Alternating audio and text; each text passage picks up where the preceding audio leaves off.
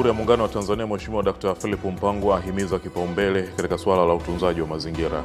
Na Ken Gold na Gunners FC zatoshana nguvu baada ya kutofungana kwenye ligi ya Championship katika uwanja wa Kumbukumbu ya Sokoine jijini Mbeya.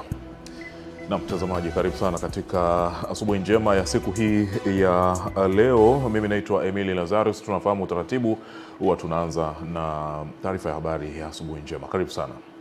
Makamu wa Rais wa Jamhuri ya Muungano wa Tanzania Mheshimiwa Dr. Philip Mpango amesema swala la utunzaji wa mazingira na mabadiliko ya tabia nchi linapaswa kupewa kipaumbele katika uendelezaji na ukuzaji wa utalii ili kuepukana na kuvurugika kwa ekolojia na hatari dhidi ya ustawi wa shughuli za utalii. Makamu wa Rais ameyasema hayo wakati akizindua jengo la makumbusho eneo la hifadhi ya urithi wa kijiolojia la Ngorongoro Lengai lililopo Karatu mkoani Arusha.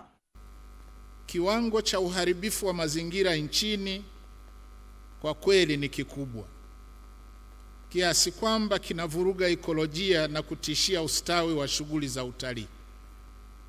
Na kutokana na uharibifu huo, tunashuhudia muingiliano kati ya wanyamapori na binadamu ambao unapelekea athari kubwa zaidi, vikiwemo vifo na uharibifu wa makazi na mazao. Aidha, makamu wa rais ametoa rai kwa Wizara ya Maliasili na Utalii kupitia bodi ya wakurugenzi na management ya mamlaka hifadhi ya Ngorongoro kuhakikisha miundombinu ya makumbusho hayo inatunzwa na kutumika kama ilivyokusudiwa. Wizara kwa kushirikiana na taasisi zake ikiwemo mamlaka ya hifadhi ya eneo la Ngorongoro ihakikishe inatoa mafunzo stahiki kwa watumishi watakao hudumu katika eneo hili ili kuwawezesha watumishi hao kutumia mifumo iliyopo na kutoa huduma kwa ufasaha na ufanisi. Kwa upande wake, Waziri wa Maliasili na Utalii Balozi Dr. Pindi Chana amesema mageuzi makubwa yaliyofanyika katika wizara hiyo yamepelekea kuimarika kwa sekta ya utalii kwa kuongeza watalii wa kimataifa kutoka milioni 1.8 mwaka 2023 hadi kufikia watalii milioni 2.1 mwaka 2024. Hili ni zao jingine la utalii. Hivi karibuni tumezindua zao la utalii wa vyakula tukiwa na UN Tourism, lakini leo tuko hapa katika makumbusho ya Ngorongoro Lengai. Kwa hiyo tunawashukuru sana kwa dira 2050, kwa ilani, kwa maelekezo, kanuni na taratibu, hadi sasa tumefika hapa. Shabani Mpute, Channel 10. Mgombea wa urais wa Zanzibar kupitia Chama cha Mapinduzi Dr. Hussein Ali Mwinyi amesema akifanikiwa kushinda uchaguzi na kuwa rais wa Zanzibar anakusudia kufungua mkoa wa Kusini Unguja kwa ujenzi wa miundombinu ya barabara, bandari pamoja na viwanja vya ndege. Dr. Hussein Ali Mwinyi ametoa ahadi hiyo kwenye mkutano wa kampeni uliofanyika kiwanja cha Paje Skuli, ikiwa ni mwendelezo wa kampeni za kuomba ridhaa wananchi wamchague ili aendelee kuwaletea maendeleo. Huku upande wa kusini tutajenga bandari ya Kizimkazi kwa ajili ya mizigo na abiria. Kwa mkoa huu wa Kusini Unguja, mradi mkubwa kabisa wa barabara ya njia 4 kutoka Tunguu mpaka Makunduchi. Ukiacha uwanja chetu kikuu cha Abeid Amani Karume ambacho ndio wenyewe mnaona sasa hivi kinaendelea kujengwa kila kukicha, tutajenga viwanja vya Nungwi na kiwanja cha Paje. Tutakuwa na daraja la kutoka pale Twaga mpaka Charawe. Lengo ni kuunganisha mkoa wa Kaskazini Unguja na mkoa wa Kusini Unguja bila kupita mjini. Akizungumzia huduma za kijamii, Dr. Mwinyi anasema serikali yake ina mpango wa kujenga hospitali ya rufaa na hospitali ya magonjwa saratani katika eneo la Binguni, mkoa wa Kusini Unguja. Kutakuwa kuna hospitali ya rufaa ya kufundishia Binguni, lakini vile tutajenga hospitali ya rufaa ya kansa saratani huku kusini vile hapo Binguni, lakini tutakamilisha ujenzi wa hospitali ya mkoa wa Kusini Makunduchi. Kuhusu sekta ya maji, Dr. Mwinyi anasema serikali yake inafahamu kuhusu changamoto hiyo na atahakikisha dola bilioni 55 zimetengwa kumaliza changamoto ya maji mkoa wa Kusini. Tayari kuna mradi mkubwa wa dola za Kimarekani milioni 55. Lengo ni kusambaza huduma za maji mkoa mzima wa Kusini, kuanzia kule Uroa, Marumbi, Pongwe, Jambiani, Paje, Makunduchi, Kizimkazi, Kitogani, alimradi mkoa mzima wa Kusini tatizo la maji tutalimaliza. Upande wake naibu katibu mkuu wa CCM Zanzibar Dr. Mohamed Said Mohamed Dimwa akawaambia wana CCM na wananchi ikiwa wanataka maendeleo ni wajibu kukichagua Chama cha Mapinduzi. Mgombea wake mapema sana. Ilijua mgombea wake ana uwezo mkubwa wa kutenda kazi na kufanya kazi na kuelekea Watanzania. Na ingekuwa sote viongozi wa Zanzibar tunaishi kwenye falsafa za Dr. Mkutano huu ni mwendelezo wa kampeni za kuomba ridhaa kwa wananchi na kunadi ilani ya uchaguzi ya CCM 2025-2030. Nikiripoti kutoka Paje, Juma Kasim wa Channel 10. Naibu Waziri Mkuu na Waziri wa Nishati Mheshimiwa Dr. Biteko amewataka watendaji wa Wizara ya Afya na wadau wa afya nchini kusimamia utekelezaji wa afua na misingi iliyopangwa kwenye andiko la mradi wa Mfuko wa Dunia wa pamoja ili kufanikisha malengo yaliyopangwa. Biteko ametoa agizo hilo wakati wa uzinduzi wa mradi wa Pandemic Fund unaolenga kuimarisha uwezo wa kuzuia, kujiandaa, kugundua, kukabiliana na kudhibiti magonjwa ya mlipuko na dharura nyingine za afya nchini kwa ushirikiano wa serikali na wadau wa maendeleo wa ndani na nje ya nchi. Katika kufanikisha hayo, ameelekeza pia Wizara ya Afya kuimarisha mifumo ya ufuatiliaji wa magonjwa katika maeneo mbalimbali ya binadamu na wanyama ili kubaini haraka na kuchukua hatua za kusaidia kuimarisha afya kwa kulinda nguvu kazi ya binadamu, wanyama na mifugo nchini. Nchi yetu bado inakabiliwa na magonjwa mengine ambayo ni tishio kubwa sana kwa maisha ya binadamu. Magonjwa hayo ni pamoja na malaria ambayo kila wakati yanaua watu wetu, kifua kikuu, virusi vya ukimwi na magonjwa ya kitropiki yaliyosahaulika, yani neglected tropical diseases, ambayo yanakadiriwa kuathiri takriban 30% ya Watanzania. Kijiografia, nchi yetu ipo katika hatari zaidi ya kushambuliwa na viini vya magonjwa kama vile homa ya bonde la ufa, pia magonjwa mengine ya mlipuko ya virusi hatari vinavyosababishwa na homa ya kuvuja damu kutokana na kuwa kwenye bonde la Maziwa Makuu linalopakana na nchi 8. Amesema magonjwa mbalimbali yamekuwa yakihatarisha maisha ya Watanzania na duniani kote, hivyo ni jambo jema kwa taifa kuwa na mipango mikakati ya kuhakikisha wanajiandaa kupambana na maradhi ya magonjwa ya mlipuko kama chikungunya, Ebola, COVID na kipindupindu, huku akisisitiza kuwa mfuko huo wa pamoja utaleta tija. Kwa upande wa serikali yetu pendwa chini ya Dr. Samia Suluhu Hassan, Rais wa Jamhuri ya Muungano wa Tanzania, ni kuwapeni hakikisho kuwa serikali itaendelea kushirikiana na wadau wote ndani na nje ya nchi kukamilisha mradi huu na kuwa na matokeo chanya. Nataka nitoe hakikisho kwa wafadhili wote, wadau wote ambao wametoa fedha zao kwenye mradi huu, kwamba kama kuna mahali ambako mmeweka fedha zenu na zitafanya kazi kwa usahihi, basi Tanzania ni sehemu moja wapo. Nataka niwatoe wasiwasi kwamba hakuna shilingi hata moja ama dola moja itakayotumika kinyume cha malengo yaliyokusudiwa. Henry Kavirondo, Channel 10, Mwanza. Benki ya Dunia imeahidi kuwezesha Tanzania kuwa kitovu cha uzalishaji wa nishati ya umeme itakayotumiwa na nchi za Afrika ili kulinda usalama wa kiuchumi na uzalishaji wa bidhaa katika kipindi kifupi kijacho, pamoja na kuongeza thamani ya mradi wa treni iendayo kasi, yani SGR, ili iweze kunufaisha wananchi na kuwawezesha wawekezaji katika korido ambayo miundombinu ya treni hiyo inapita. Ahadi hiyo imetolewa na makamu wa rais wa Benki ya Dunia anayesimamia kanda ya Afrika Mashariki na Kusini, Dr. Ndiame Diop, alipokutana kufanya mazungumzo na ujumbe wa Tanzania unaoongozwa na Katibu Mkuu wa Wizara ya Fedha, Dr. Natu Mwamba, kwenye mikutano ya mwaka ya Shirika la Fedha la Kimataifa IMF na Benki ya Dunia inayofanyika jijini Washington, Marekani. Connection between Tanzania and Zambia, which Zambia is very keen on. We've had a discussion, and for them energy security means this connection, so that when there is a drought and hydroelectricity production is low, they can import from Tanzania. And it's also a win for Tanzania in terms of export revenues. So you look at all these gaps and you look at this is definitely within reach. We can do it in the next 3 years. Kuhusu ujenzi wa miundombinu ya SGR, Dr. Diop alibainisha kuwa Benki ya Dunia iko tayari kuisaidia reli hiyo kwa kutoa fedha zitakazojenga miundombinu itakayochangia kuchochea ukuaji wa shughuli za kiuchumi kwa wananchi katika maeneo ambayo reli hiyo inapita. And I can imagine how we can really support you on some multimodal transport that would just unlock activities, agribusiness, tourism, mining, etc. along the corridor. So these are very transformative projects that can have lots of ramification.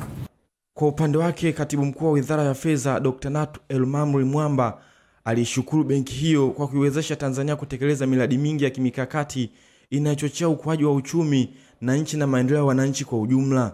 Wanapendelea kwamba tushirikiane kwenye miradi mikubwa ambayo inaweza ikaleta kuonesha impact yake.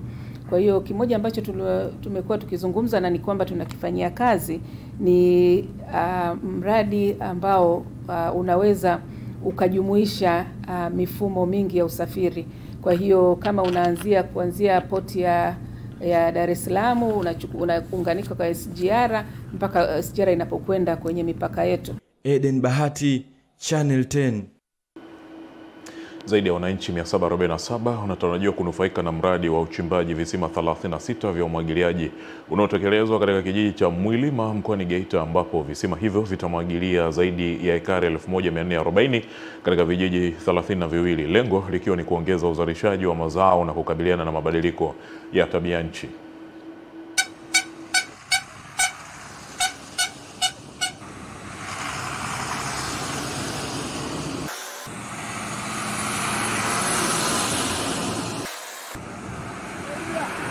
Akizungumza wakati wa uzinduzi wa uchimbaji wa visima hivyo, mkuu wa mkoa wa Geita Martin Shigela amesema kuwa utekelezaji wa mradi huo utachangia kukabiliana na mabadiliko ya tabia nchi, kuongeza ajira, kuongeza thamani ya mazao na kurahisisha upatikanaji wa chakula na mazao ya biashara kwa wananchi.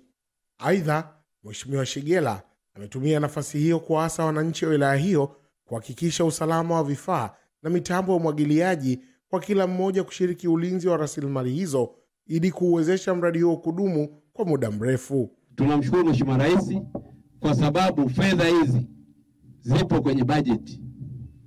Zilishawekwa kwenye bajeti, ndio maana awamu ya kwanza tunaanza na miradi ya visima vingapi?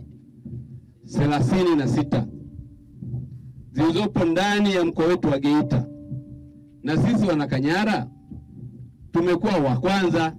Aidha, mhandisi wa umwagiliaji mkoa wa Geita Boniface Mkita amesema katika mwaka wa fedha 2025-2026 serikali kupitia Tume ya Taifa ya Umwagiliaji inaendelea na utekelezaji wa kazi ya uchimbaji wa visima kwa kutumia mitambo ya serikali.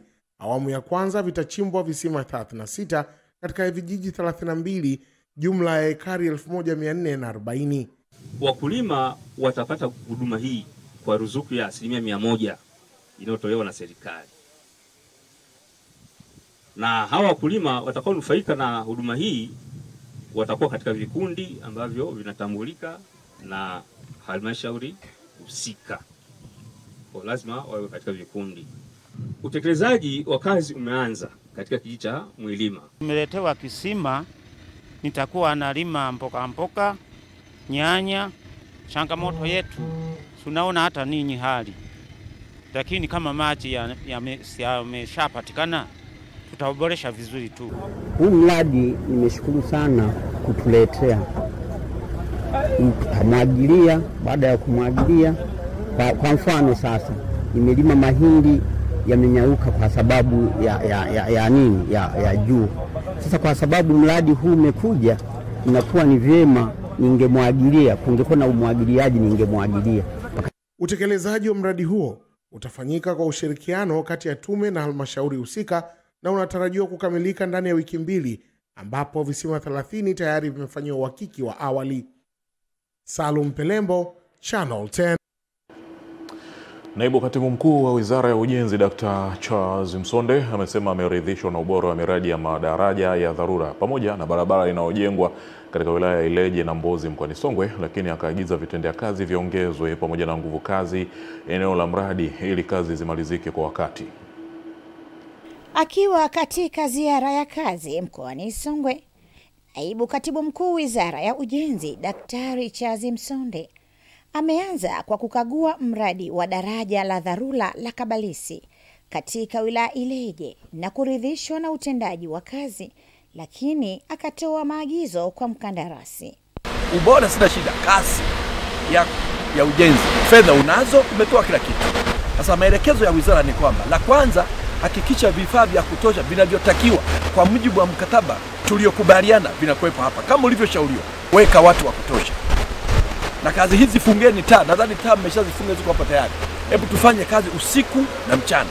Tutaumaliza ndani ya muda sahihi na kuongeza muda wa kufanya kazi na usiku na mchana kuweza kufikia lengo. Inawezekana kwa kazi iliyobakia. Katika ujenzi wa daraja la Sange, utendaji na kasi yake ameridhishwa, na ujenzi wa barabara pia, hususan barabara ya Luanda Idiwili inayojengwa na makandarasi wanawake. Kukamilika kwa barabara hii kutafungua sasa uwanda mpana wa maendeleo makubwa ya wananchi wetu katika barabara ambayo walihitaji sana.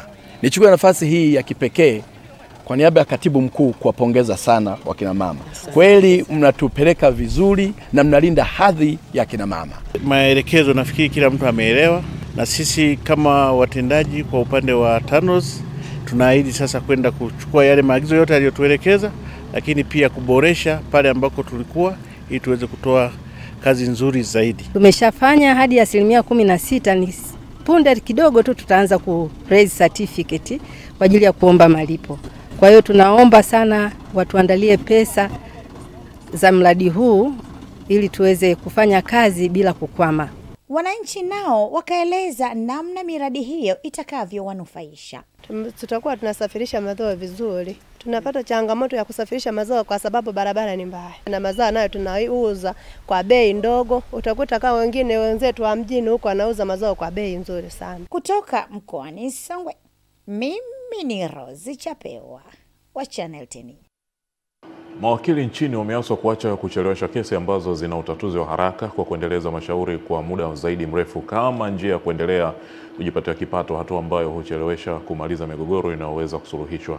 Kaimu jaji kiongozi wa Mahakama Kuu Imani Aboud akizungumza jijini Dar es Salaam na wadau wa mahakama ya usuluhishi wakati wa kufungua kikao cha wiki ya usuluhishi, amesema mawakili wakitumia usuluhishi katika mashauri mahakamani wanaweza kupunguza kesi nyingi sambamba na migogoro kwa amani. Amesema swala la usuluhishi linaweza kutatua migogoro kwa haraka badala ya kuiendeleza migogoro, ambapo amewaasa mawakili hao kuendana na kauli mbiu ya mwaka huu ya usuluhishi isemayo kuhamasisha utatuzi wa migogoro kwa amani, ufanisi na maendeleo. Usuluhishi ni njia bora ya kuhakikisha haki kwa wakati, kwa amani na kwa heshima.